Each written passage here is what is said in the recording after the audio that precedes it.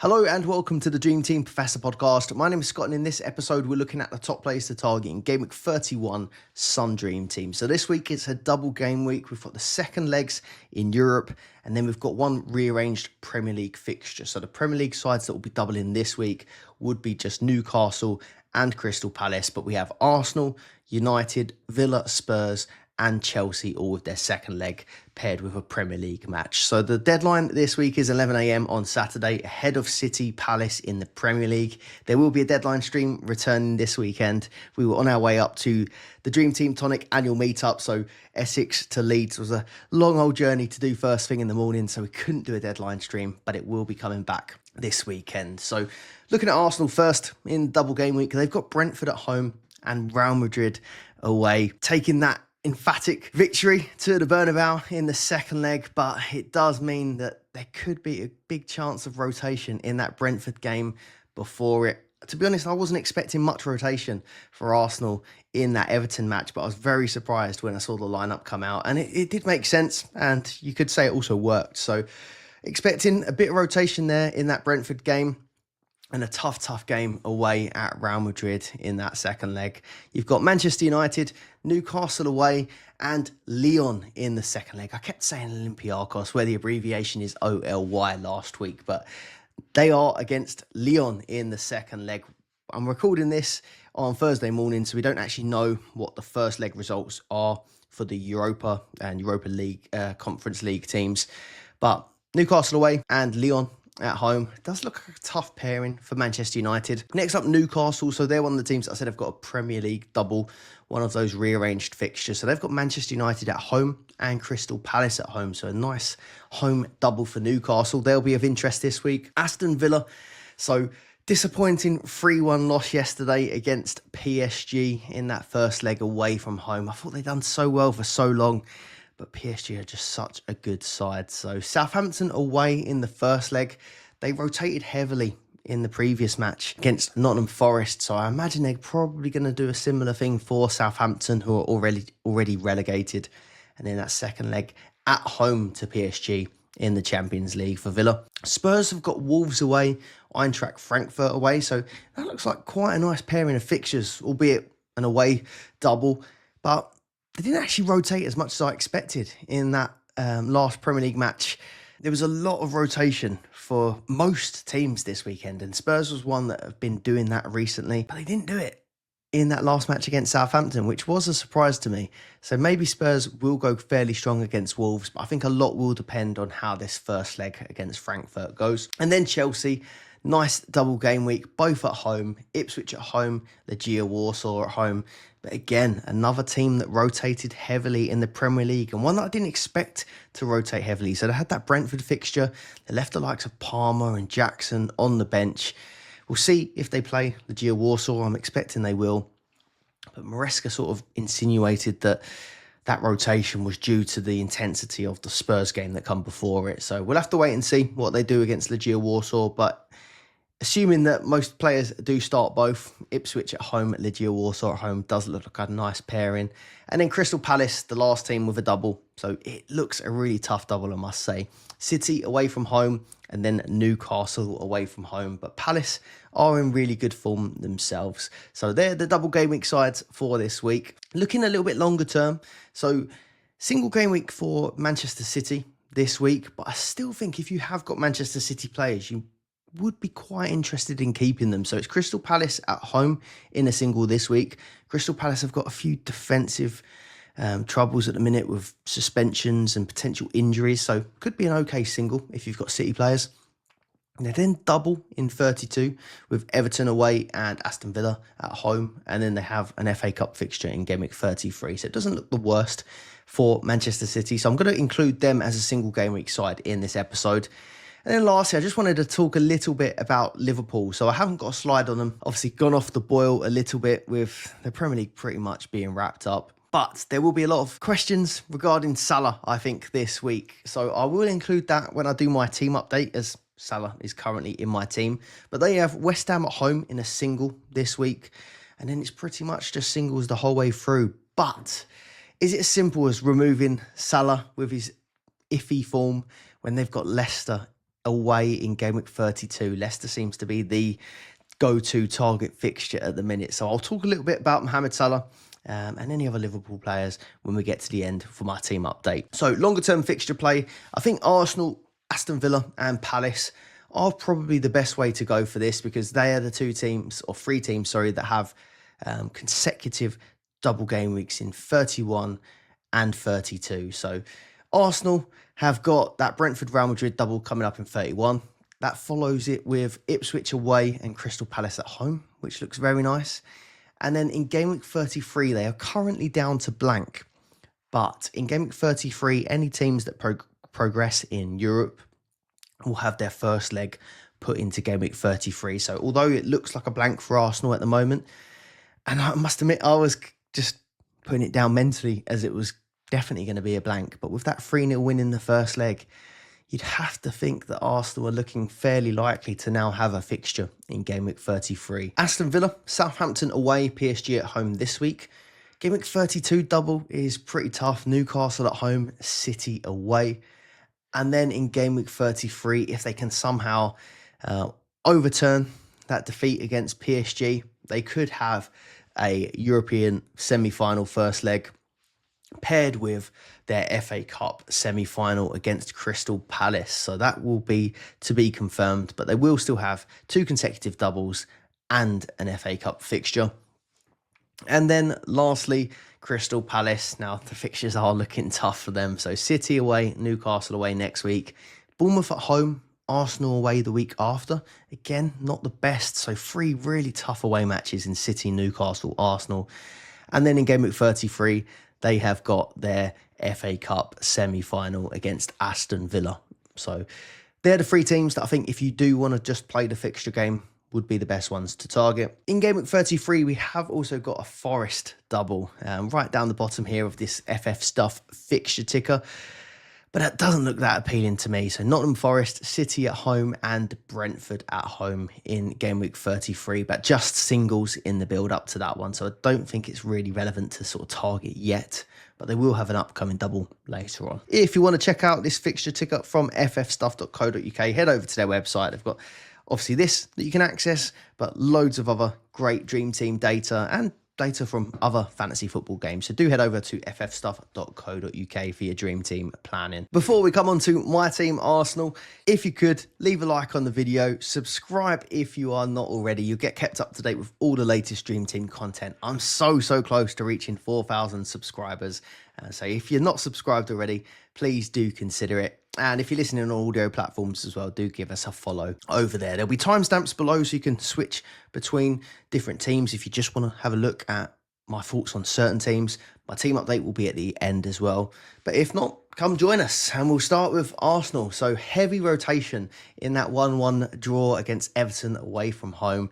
Saka, Ødegaard, Martinelli, Partey, Timber all rotated in that game. And that was a big surprise. Saka was in a lot of people's teams for this game week. I personally thought that he'd get maybe 60 minutes and start the game, but he did start on the bench and came on at half time. But it was all worth it in the end. So obviously dropped points against Everton, but an amazing 3-0 win at home to Real Madrid. I could not believe what I was seeing.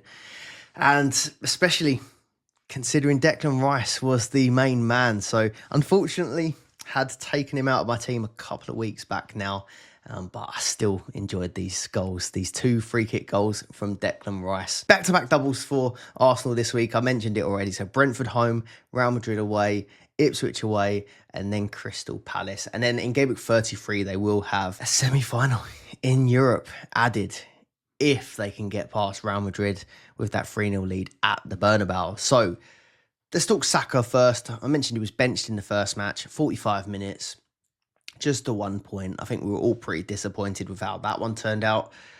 But against Real Madrid, 9 points, 2 assists for winning free kicks. So he started the game and I think he looked pretty good. 2 assists for winning the free kicks that Declan Rice put away. So I still don't quite know how I feel about getting the assists for these. 2 assists feels maybe a little bit generous when the free kicks were that incredible. But yeah, Very, very good free kicks from Declan Rice. So Saka did limp off, but Arteta sort of hinted that it wasn't really anything to be worried about, more of a knock. I expected that he probably would get around 75 minutes in this one. It would have been a surprise if he just came and straight out played the full 90. So maybe he was just due to go off around that sort of time anyway. I think I'll be keeping Saka in my team.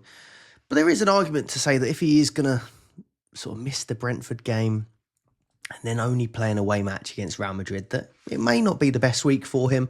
But I think now he's in most of our teams, and there's a double in Gameweek 32 as well. I think most of us will be keeping hold of Bukayo Saka. So fairly okay with how that transfer went, but I did expect they would get more minutes in the Everton match. Rice and Timber. So let's start with Declan Rice. 19 points in this match. He'd got 6 points in the Everton match as well. So for the sort of reason that I had him earlier on in the season, he is so steady when it comes to points, but I was not expecting this from him. So as an Arsenal fan, we've been screaming for Rice to take free kicks for a long time, since he's been putting these really, really good corners in. And since Ødegaard seems to either cross or hit the wall every time that he gets a free kick that looks like it's from a shooting position. So we've all been calling for Rice to take them. I must admit, he's taken a couple and he has hit the wall recently, but these two were incredible. So top bins and one just bent around the wall into the sides. Courtois was having a fantastic game before this as well, and I just don't think he could have got to them. So really great performance from Rice. I'm not going to backtrack and get him straight in my team at this point because he is on one yellow card, or he is one yellow card away from suspension in Europe. So if he does pick up a yellow against Real Madrid in that second leg, he'll miss the first leg in the semi-final. So that would be a little bit of a concern. The same applies for Jurrien Timber as well, who's done really well this game week. 11 points for him against Real Madrid. 1 player performance mark off of getting 13 points with that free bonus, but 4 tackles, a big chance created. He's having an incredible season, Timber. But it is a little bit of a concern again with those yellow cards. So Timber does love a yellow card. He is a little bit reckless at times. So maybe he has to be a bit careful up against Real Madrid. There are 2 players that could potentially be rested for Brentford as well. So whichever play you do go for from Arsenal, do consider that there could be a little bit of risk of rotation there. But in the long term, it looks like the fixtures are going to still be there for Arsenal. You've got Mikel Merino, 12 points, so 6 goals in 9 games for him. It's just incredible how he's played can you call him the centre forward? He has been the centre forward. But yeah, the way he drops into midfield at times, I think helps in these big games against the likes of Real Madrid as well. So lovely finish for him. 6 goals in 9 games. Maybe someone you want to consider later if you think he's riding the confidence. I don't know. I'm still not convinced fully about having him in Dream Team with some of the options we've got. Brentford. So I'm expecting big rotation. I think the safest play that you could probably have from Arsenal is just to go for David Raya, because I can't see us rotating our goalkeeper. But I do think it is really hard to call when it comes to the defence. I think Marcus Lewis-Skelly has played twice this game week, got an assist against Real Madrid. I imagine he's going to be rotated at left back, although he's down as a midfielder, so no one's really picking him. I do think Saliba and Kivior potentially could stay together as that centre-back pairing. But I do worry about Timber coming off an injury at the back of last season. He's played so many minutes this season. I wouldn't be surprised if he maybe rotates with Ben White again for the Everton match, which is a bit of a risk. So it's a hard call who to go for from Arsenal. I think it's a case of probably keep hold of what you've got. If you did want to go for a defender or goalkeeper, obviously Raya's fine. It's a hard decision between Timber and Saliba. Now, I've still got Gabriel stuck in my team, and I will be having a little think about potentially bringing in a Saliba or Timber to replace him this week. Ideally, I'd want Timber. I think he's the one who's been scoring better, getting more tackles than Saliba, probably a bit more attacking threat than Saliba. But I think who's got the most chance of playing twice this game week? I think it probably is Saliba over Timber. So there is a little bit of risk involved there. And then if Timber gets the yellow card, he will miss that game week 33 match, which would make it a blank for him as well. So that's just one thing to weigh up if you're considering Saliba or Timber. Let's move on to Aston Villa. So they had a 7-win streak after that Premier League match against Nottingham Forest, but that has now come to a halt. So 7 wins in a row, but a 3-1 loss against PSG last night. There were 8 changes going into the Nottingham Forest match. Rashford, Konsa, Digne were the most significant ones. You had Ollie Watkins come back in, which was a little bit annoying if you did bring Rashford in, but it was always a chance. So this week, I think you'll be wanting to target the Southampton away fixture, but then you've also got PSG at home. I think it's going to be hard to predict again who is going to start 2 matches. I did see a crazy stat that Tielemans had started every Premier League, FA Cup and European fixture so far this season. So Tielemans looks like he is the minutes and starts monster. He's had 2 assists this game week as well. So he's a decent option as well, someone that I'd had earlier in the season. But I think you will be wanting to target the more attacking players from Villa for this Southampton match. So Morgan Rogers, we need to speak about him. 21 points this week. He's had a goal in both matches. That's 6 returns in his last 5 games for Rogers. Just having a ridiculous season. 14 goals, 12 assists in total. Now up to the 3rd highest scoring mid on the game. Now, he seems as nailed as they come as well. So he's had 7 matches in a row without a rest. That last rest came against Cardiff. But does that mean he's going to get a rest finally against Southampton? We'll have to see. But I think longer term, Rogers does seem like a really nice hold. I wouldn't be put off going for him at this point because he just seems like a man on form. Rashford is a frustrating one. So he had been on very, very good form going into this game week, albeit for quite a short period of time. But he's come away with 4 points this game week across the 2 fixtures. He's on 10 goals, 8 assists for the season. We found out that he was the pen taker for Aston Villa, but it hasn't been a great game week. So he came off the bench for Watkins in the first match. But I must say, yeah, pretty poor game week from Rashford. Now, the question is with Rashford, is he going to start Southampton? Because if he's going to start Southampton, I think we're still all going to want him in our side. But if he's going to be rested for the Southampton match and then start the PSG game, I am a lot less interested. And Villa have got a load of options now. They've obviously got Watkins, who played who came on in the 79th minute against PSG. He could obviously start up top. Asensio didn't start PSG, so you'd expect that Asensio is going to start Southampton. And then they've also got options on the wings as well that could come in and maybe take that left wing spot. Maybe it's Rogers. I guess Ramsey could also play there at times. So there is a lot of depth there for Aston Villa. It's a tough one. I definitely wouldn't be bringing Rashford in specifically for this game week. But there is a decision to make whether you want to stick with him for this period. Now, there's plenty of games for Villa. Southampton, PSG, Newcastle City, and then Crystal Palace in Gameweek 33, which also could be a double if they go for in Europe. So I think if you keep him, you're going to get plenty of games. But this game week in isolation, are you going to get the best game? I'm not entirely sure. You've got Asensio, so he's been doing well lately, but just the 4 points in the previous match, 1 point yesterday against PSG. I think that's a pretty disappointing week. But he can't just score off the bench every week now, can he? 2 shots on target in the Nottingham Forest match in that start. 8 goals, 1 assist for the season. He was really close to getting on the end of a cross as well. Looked quite good. But yeah, overall, fairly disappointing week for him. But again, I don't think he's a concern to have. I feel like I'm more confident in keeping Asensio than Rashford for this game week because Asensio was benched for PSG. I feel like he's more likely to start that prime Southampton fixture. Now, if I had to order them for this game week out, those 3 sort of attacking options, Rogers, Asensio, Rashford, I think Rogers, you just got to keep him. Maybe he's due a rest, but the form that he's in, I think you've just got to keep Morgan Rogers. So I'll put Rogers up top in the pecking order. And then if it's between Rashford and Asensio, I think you just have to say Asensio is above Rashford because of the more likely chance of playing that Southampton fixture. If you're looking longer term, maybe it's a bit of a closer debate. But in the short term, I'm feeling a bit more confident about Asensio for the Southampton fixture. Digne, Konsa, I think they're still fairly decent options.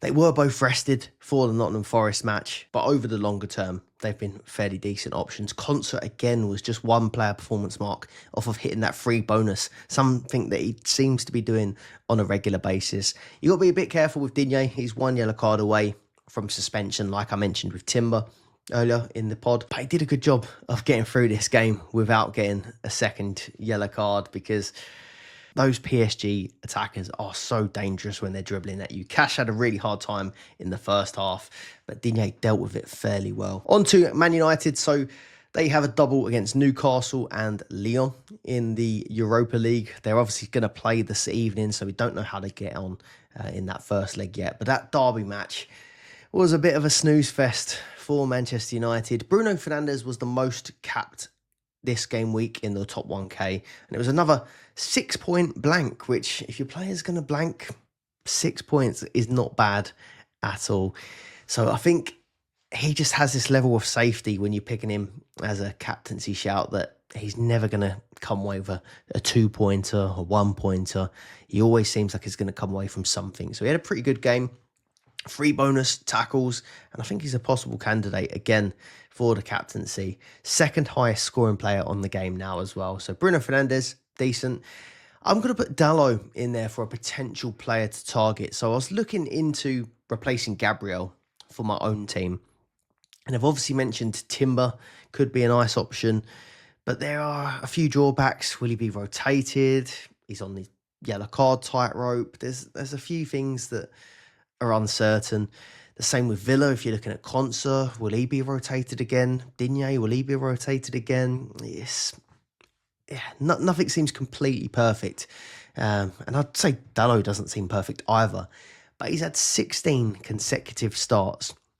He's had one of the highest number of minutes across all of Europe this season. Just a minutes monster.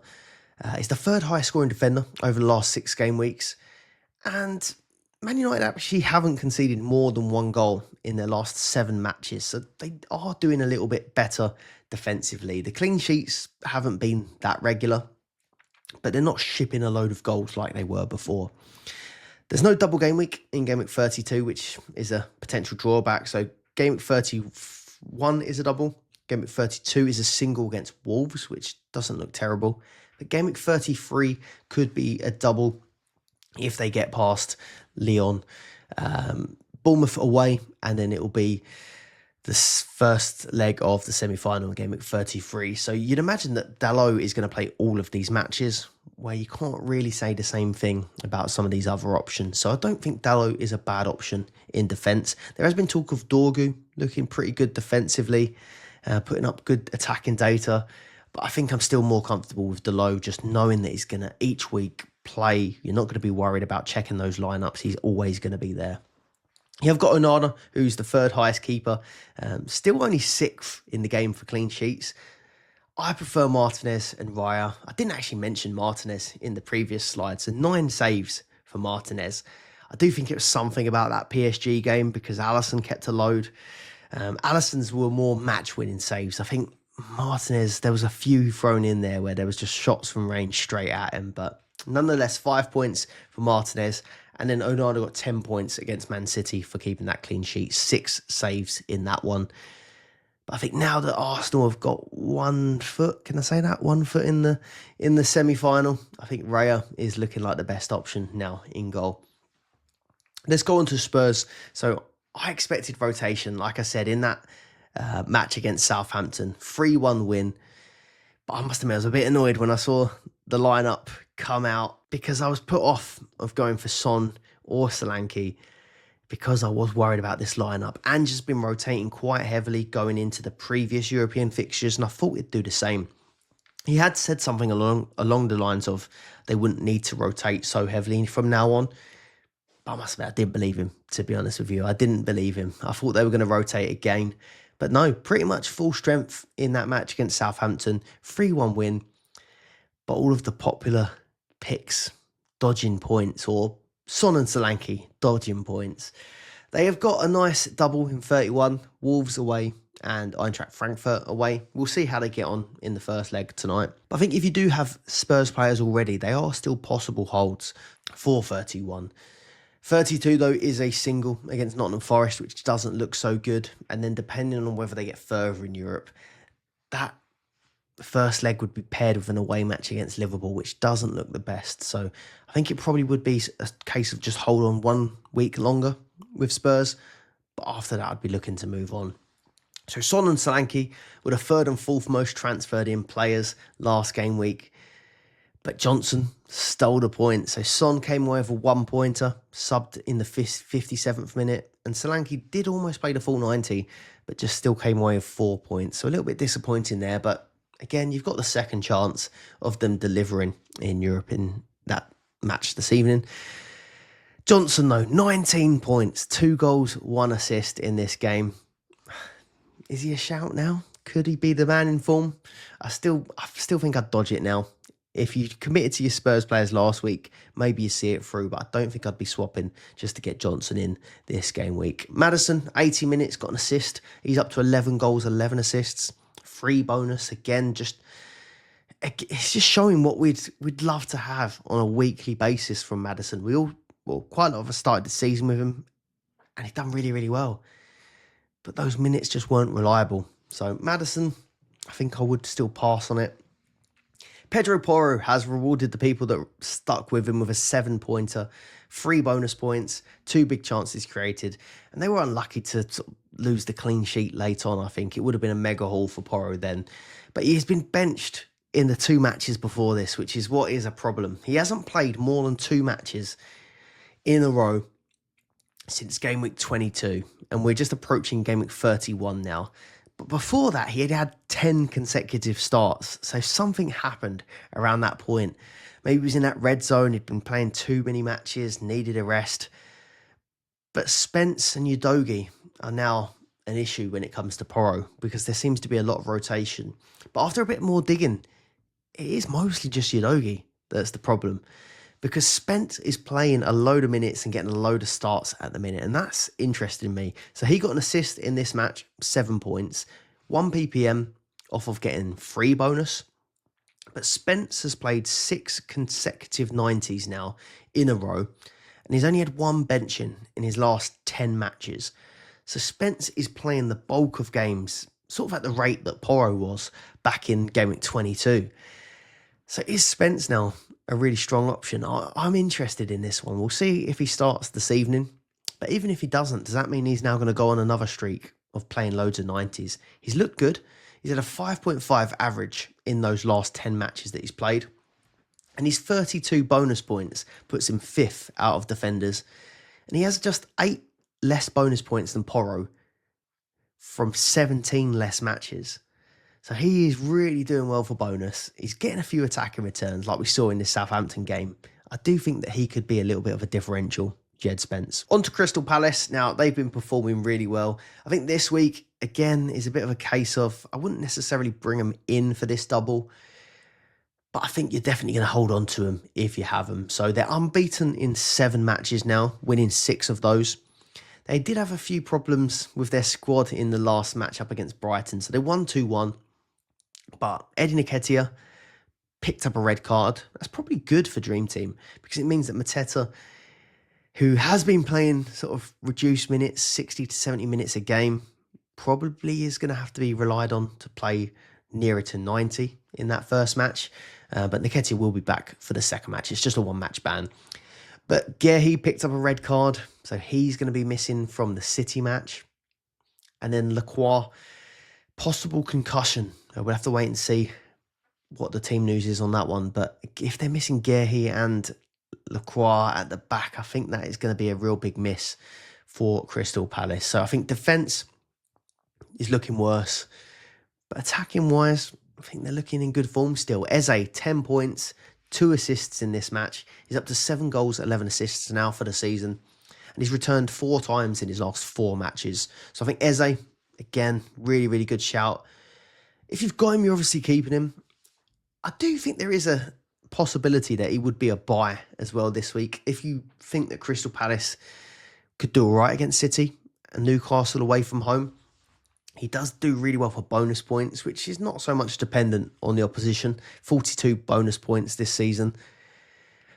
But I'm just a little bit worried about whether he'll do it in these fixtures or not. I had a little look back, and City, last time out, he just scored 2 points, which is a bit unlike Eze. And then a 1-pointer against Arsenal earlier in the season too. And then 5 points against Newcastle in that previous match. So not great returns. I put Arsenal in the mix there because across the next 2 weeks, they've got City, Newcastle, Arsenal, all away from home. So not the best fixtures, but I mean, Eze has had a few injury problems earlier in the season, so maybe there was a chance that he wasn't in the same sort of form that he's in now, back when he played those teams last time. I still think he's a great punt. I don't think I'm going to be bringing him in myself, just because the way my team is laid out at the moment, but I do think that you could do a lot worse than bringing in Eze this week. Mateta, first goal since his injury, 10 points. I said he'd been playing 60 to 70 minutes, but in this next one, I think he will have to be relied on a bit more now Nketiah is out. 16 goals, 3 assists for the season. I think if I had Mateta, again, I'd just be keeping him for this because City haven't been the best defensively. Newcastle are a pretty strong defence, but again, I do think Palace could hurt them. And then Gameweek 32, Bournemouth at home. Bournemouth gone off the boil a little bit. Arsenal, though, will be a pretty tough nut to crack. Gameweek 33, they will have that sort of semi-final if they get through. But there will be a delay because they don't have a Premier League match that game week. So I think there will be a bit of a rest there for Arsenal. I doubt there'll be rotation in that one. Munoz, 10 points.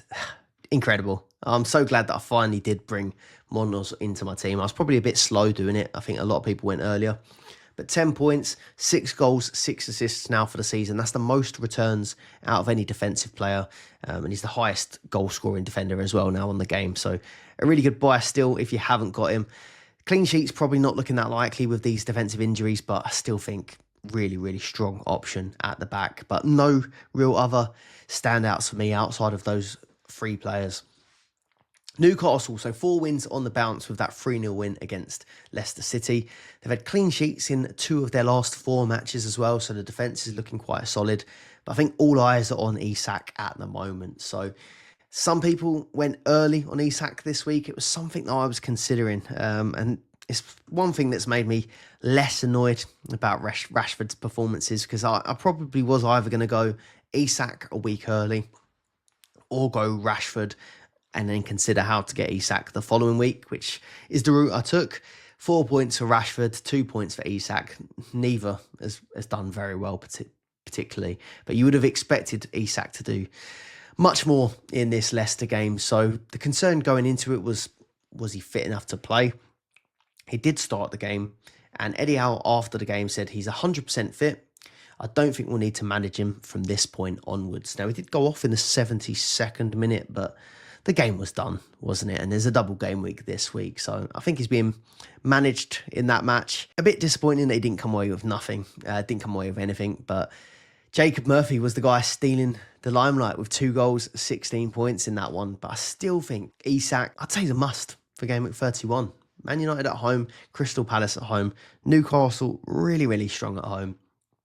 And just, 24 goals, 8 assists for the season. I'm expecting 2 starts. He's had 3 goals in his last 5. We see in the cup final, he can do it in those big games. He's done it against Arsenal a couple of times previously as well. I'm not worried about Man United and Crystal Palace for him. I think these are still decent enough fixtures for Isak. I think he's a strong, strong pick for this game week and possibly the strongest captaincy shout. I think there will be an urge to go for Jacob Murphy after his brace, 16 points. That's 8 goals, 11 assists for the season. Gone under the radar a little bit. I know a few of you guys were pointing him out right at the start of the season as a bit of an option, but I feel like he has gone under the radar a little bit. To put this into context, he's got more attacking returns than Eze this season, Jacob Murphy. So really, really strong performance there from him. I don't think I'd be picking him myself. But Barnes has also got 3 returns in his last 4. There's no sign of Gordon at the minute. But I probably still, if you really wanted an extra Newcastle, it probably would be Murphy, because you never know with Eddie Howe, do you? Gordon could just pop out of nowhere, take Barnes' place. And I think that Murphy would still be playing on that right-hand side. So if you wanted a second one, it would be Murphy. But I think I'm content to just have Isak in attack. I do think there's a few nice defenders there at Newcastle with Livramento, Trippier, Burn, Shaw, who hit the crossbar from his own half. But I just think you want to go for those extra fixtures, and they have a double this week, but they don't have any other doubles after that. So defence, I'm going to pass, but Isak, definitely interesting. And then lastly, Manchester City. So ideally, you're not going to be targeting them this week with just a single against Crystal Palace, but there's a double game week in game week 32 against Everton away and Aston Villa at home. And I think that will still be an interesting one for the key players of Man City. So it was a strange performance against United, a really boring match. I went back and watched the highlights because I was driving back from that meet up in Leeds for that game. I don't think I really missed much, did I? But yeah, looking at the formation was quite strange with sort of Foden looked like pushed up top with Marmoush, which definitely didn't work. It looked like they tried to maybe counter Man United's like wing back formation, but I think another typical case of Pep overthinking, I think. So is it experimenting or was they just countering United? I'm not quite sure. I imagine they go back to how they'd been playing previous in these next few matches. Marmoush, since game week 28, is the highest scoring striker on the game, 42 points. I say game week 28 because that was, he played the Brighton match, but then the week after that was when Haaland got injured and then he became the sort of main striker for City. So since then, absolutely smashing it. 15, 9, 11 and 7. That's 7 points coming against Man United in a blank with 3 shots on target and a bonus point. So again, another player that seems to do okay even when he isn't scoring goals, because he just seems one of these all-action players. He's willing to shoot quite regular. So I think Marmoush, decent shout. I know a few of you have got him and done quite well with him, so I'd be keeping hold of him for this Crystal Palace single, especially with Palace having defenders missing. But then that double in game week 32, I think you're going to want him for that. I think the same applies to Vardio. I've seen a few people ask about taking Vardio out this week. It is just a single, but I think I'd be keeping him. So 8 points, clean sheet, just 1 PPM off bonus. We do know he's got an attacking return in his locker, but that's more primarily at left back, and he's been playing at centre back. But Akanji is due back, I think, for the next game. And Kusanov has been making the bench again after missing out on one. So I do think there's an opportunity there that maybe Vardio goes back to left back, and then we see one of Akanji or Kusanov come back in at centre back. So I'm going to hold on to Vardio and hope that he gets a left back appearance maybe in 31, but if not, game week 32, that double still looks good to me. Right, captaincy for this game week. So I think Isak is the standout in my opinion. So he did blank against Leicester, but 2 home fixtures this game week for him. Man United at home, Crystal Palace at home. I think that looks appealing. 24 goals, 8 assists. And Eddie Howe, trustworthy? No. But he says he's fully fit. So suits my narrative. I think I'm going to trust him this week. I like Isak for this week as captain. Bruno Fernandes, I still think a really, really safe option. We'll see how he gets on this evening. But 6-point blank this week. He blanked the week before, still came with 6 points. And then before that, we knew that he was on a really hot streak of delivering points. So I still think Bruno Fernandes in a double, Newcastle and Lyon, could still do very well. I had sort of earmarked Saka. I think if he'd have started Everton and done well in the Real Madrid game, I think I'd have been more willing to take a chance on him, but I'm not convinced that he's going to start Brentford after being rested against Everton last time out. So maybe they want to get more minutes in his legs, but I just think that Real Madrid game is too important for us. So I think I will pass on Saka. I think if you're going to go for a Villa captain, I think Rodgers is the man at the moment. It's back-to-back goals for him, 6 returns in 5 games. He's not been benched in 7. But does that mean he's going to be benched soon? It's a worry. You really want that Southampton fixture if you're going for a Villa captain. And I think PSG is still going to be a tough game in that second leg. So I'm not massively keen on Villa for the captaincy. Spurs, again, we'll see how they get on this evening. I think it is nice fixtures for them. Wolves, Eintracht Frankfurt. But again, a lot depends on this European scoreline. If they comfortably win, maybe they don't need to rotate so much in the Wolves game. If they're behind or it's a really close match, I don't know, maybe they could sort of pass on that Wolves match and target that second leg. So again, we'll have to wait and see what happens tonight, I think, to consider Spurs. Cole Palmer. Now, I've actually realised that I think I've left Chelsea out of this out of this episode, but we're too late to turn back now. But Cole Palmer was rested for that previous match against Brentford, and I think that was a strange call from Maresca. That lineup was a surprise to me. They're still challenging, aren't they, in the Prem to try and get top 4, or I guess it'll be top 5 now that the 5th place will definitely get a Champions League spot. But yeah, I thought they'd go full strength against Brentford and maybe take it a bit easier in the European competition. But Palmer was rested. Now, Maresca said that this was more due to the Spurs match previously being so physically demanding on Chelsea players and the quick turnaround. So I guess we have to believe him and hope that Palmer plays Legia Warsaw and then goes on to double next week. But again, Maresca's now one of these managers that I'm not entirely sure that I trust. If he was definitely playing twice, I think I would like Palmer as a captaincy option. Ipswich home looks a really nice fixture. Legia Warsaw second fixture, again at home, looks pretty good.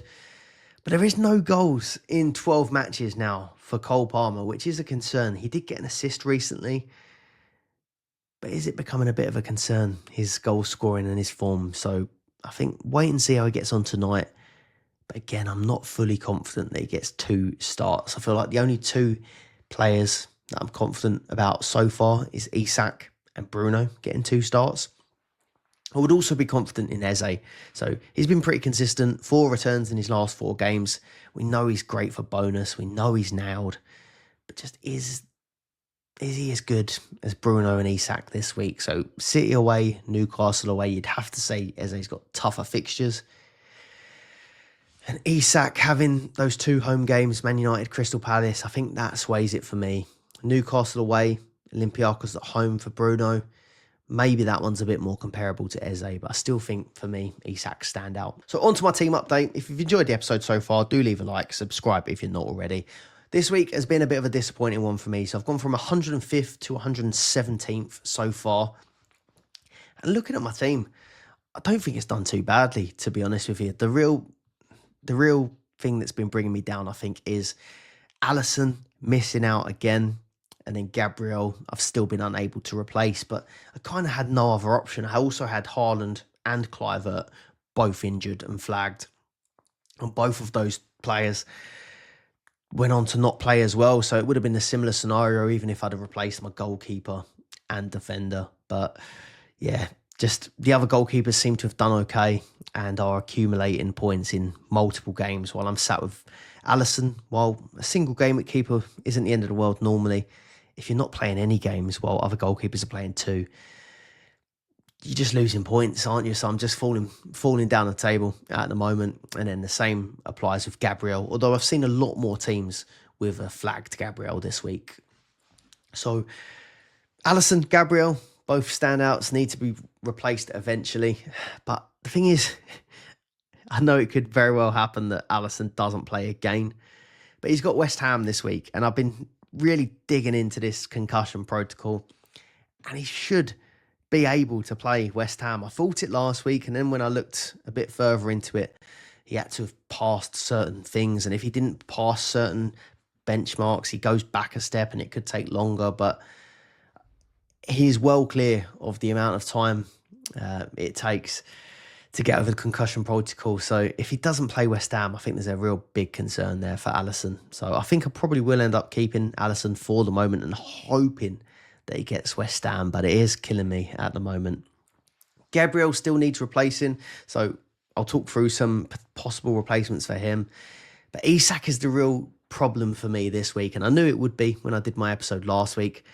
I've got to get someone out of my team for Isak, I think, because he's a player that I really, really want. And the question mark a lot of people are having is, do you sell Salah this game week? Because he's only got singles left and he's not in the best of form himself. So 2 points this week against Fulham, no shots on target. Everton, he got 4 points for tackles and two tackles and 1 shot on target, which again, poor by Salah's standards. The match before that was the blank against Newcastle in the Carabao Cup. No shot on target. And then it was the Champions League match where they got knocked out in 120 minutes against PSG. So basically 4 blanks in a row now for Salah. But even before that, the Southampton match, he was hardly convincing. He did get 2 goals, but he was hardly convincing in that one. I think both from the penalty spot. So there is a real sort of argument for taking Salah out. But the problem I'm having, so if I press ahead here and look at my team for next week, Salah, home West Ham. Now, if I took him out for Isak, I do think that Isak will outscore Salah. But Salah's got Leicester the week after that as well. And do I want Salah missing from my team for Leicester? I don't think I can take Salah out this week and then bring him back, because I'm still looking at Alisson, Gabriel flagged. I can't fall further behind with repairing these other players in my squad. Now, if I look at my Villa players, I don't think I'm going to take Palmer out. I don't think I'm going to take Bruno out. And I don't think I'm going to take Saka out. I just think these are 2 or 3 key men in their teams, which leaves Aston Villa. And I've got 3 Villa players with a potential Southampton fixture and then PSG after it. Now, Asensio, I think, is going to play Southampton. That's the prime game, so I don't really want to lose him. Rodgers is the man in form. Now, he could get a rest, but he's the one that I'd want to keep longer term out of the Villa players. So if Rodgers was to stay, hypothetically, that would mean Rashford back out. Now, Rashford played PSG, so maybe he doesn't play Southampton. But it is just guessing. We don't know. He was on a streak of starts before that, so maybe he starts Southampton. And then it becomes a bit more risky to take Rashford out ahead of Southampton. But if we do think Rashford is only going to get PSG, then I think there's an argument that I'd rather have Salah than Rashford. Because Salah in 90 against West Ham, I still think is better than Rashford 90 against PSG. But it's if you throw in there another 20 minutes, maybe against Southampton, maybe makes it a bit closer. And then if he does end up getting 2 starts, then you'd probably have to side with Rashford. So it's kind of deciding what amount of minutes would make Salah or would make Rashford better than Salah in this week for me. I think that's the decision I'm going to make, and I haven't come to my conclusion yet. But let me know what you think. Rashford versus Salah this week. Which one out of those 2 would you take out for Alexander Isak? That's what I'm going to be considering. But I just know that I'm going to want Salah for Leicester, even in a single. There is a 4 for 2 for Rashford because Villa have got back-to-back doubles. But how many of those 4 is he going to start? That's going to be the question. And then is he going to outscore Salah with West Ham and Leicester? Pretty much 2 guaranteed 90s. When it could be sort of 2 starts, 2 sub-appearances for Rashford. It's a tough decision. So that's my dilemma with between Isak replacements. Defensively, Gabriel. So after that first leg against Real Madrid, I kind of want to bring in an Arsenal defender. In Timber would be the first one that I'd look towards. But there is that doubt that he starts Brentford. And then also that baggage of if he picks up a yellow card against Real Madrid, which I'm sure is going to be a dark arts kind of game, he'd then miss that game week 33 potential semi-final, which would then make it a blank. So there's a little bit of baggage there. Maybe Saliba is the safer pick from Arsenal for this game week to replace Gabriel, but I don't think he is as good points-wise for potential. Or we wait and see how tonight goes. We've got Jed Spence potentially against Spurs. I really am interested in him. I don't think the clean sheets are as regular as they would be, and he's not got as many fixtures and doubles coming up, but I do think he is looking a strong option with his bonus and attacking threat. And also Dalot. If I'm just wanting someone there that's going to play week in, week out, I think Dalot is a shout as well. Not as many doubles coming up as the likes of Arsenal, but you just know he's nailed. So I do like Dalot and Spence as potential replacements, or deciding between Timber and Saliba at the minute. That is everything for this episode, so thank you very much for watching. As always, if you've got any dilemmas, do drop them in the comments below and I'll always get back to you. Sorry if I couldn't get back again. Last Saturday morning, I was on a drive up to Leeds for our meetup, so I couldn't get back to people the morning of the deadline, but I always do try and get back to you guys in the comments. So Any dilemmas, chuck them in the comments below. And head over to the Dream Team Tonic podcast. Myself and Tony this week chatted through Game Week 31, done a quick preview on that one. So there'll be a link in the description below for that. Thank you for watching, and I'll see you on the deadline stream Saturday. Bye-bye.